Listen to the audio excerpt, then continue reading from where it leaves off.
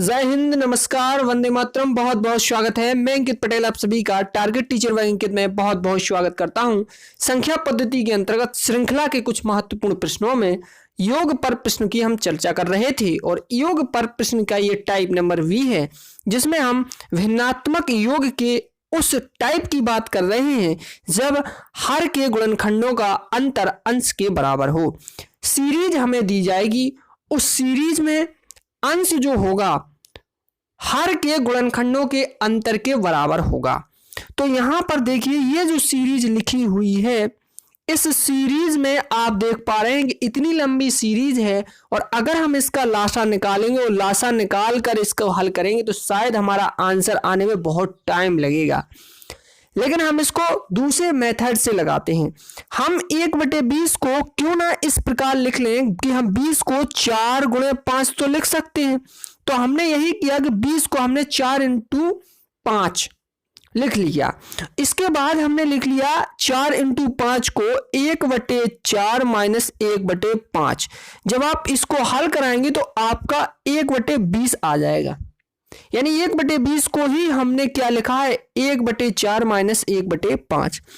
यानी आप यहां पर देखिएगा, इस चीज को आप देख सकते हैं कि 1/20 को 4 5 में बदलेंगे, 30 को 5 6 में, 42 को 6 7 में और 56 को 7 8 में।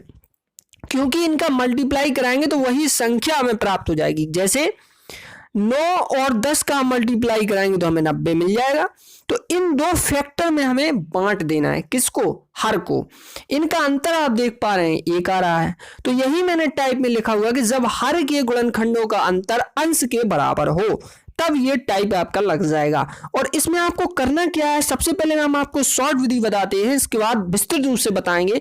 यहाँ पर देखिए 5 2 बार आया है तो 5 को आपको हटा देना है, 6 को हटा देना है, 7 को हटा देना है, 8 को, 9 को, 10 को, जो भी डबल बार दिख रहा है उस सबको हटा देना है।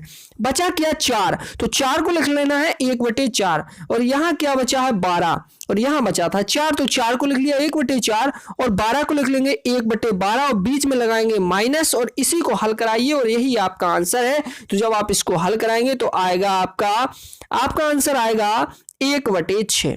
जब आप इस भिन्न को हल कराएंगे तो 1/6 आ जाएगा। ये तो हुआ शॉर्ट मेथड। अब आप जरा विस्तृत रूप से इसको देख लें कि ऐसा मैंने क्यों कहा। क्योंकि 1/20 को हम 1/4 - 1/5 लिख लेंगे, 1/30 को हम 1/5 - 1/6 लिख लेंगे, 1/42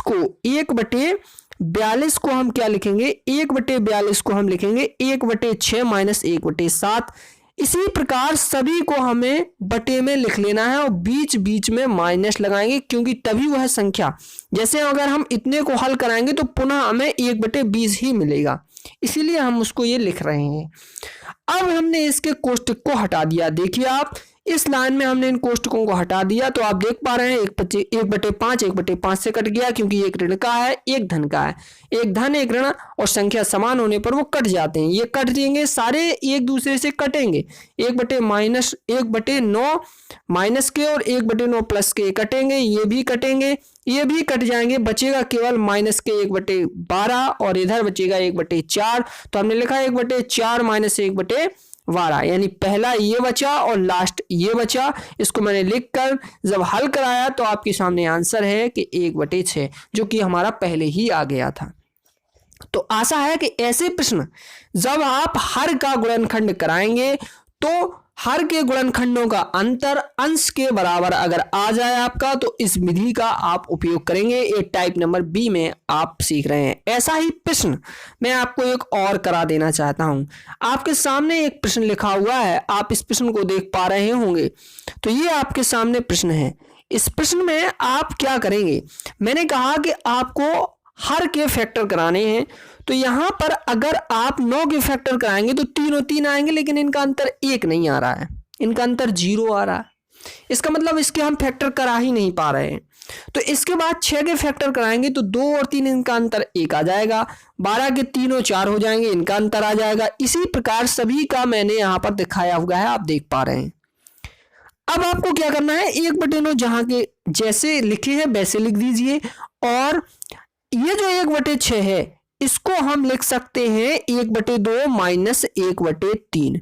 जब हम इसको हल कराएंगे तो 1/6 ही आएगा। इसी प्रकार 1/12 को हम लिख सकते हैं 1/3 माइनस 1/4, क्योंकि जब हम इसको हल कराएंगे तो 1/12 ही आएगा, तो उसको हम लिख सकते हैं। इसी प्रकार हमने सबको लिख लिया है, आप देख पा रहे हैं।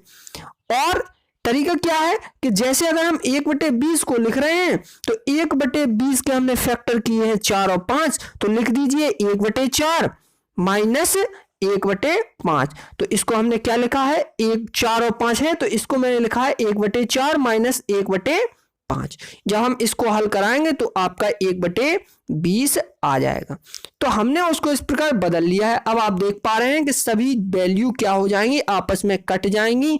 कहां से कहां तक कट जाएंगी, देखिए 1/9 1/9 से कटा, 1/3 1/3 1/4 1/4 1/5 1/5 1/6 1/6 1/7 1/7 1/8 1/8, ये सारी वैल्यू कट गई, बचा केवल 1/2, और इसीलिए आपका 1/2 ही आंसर होगा।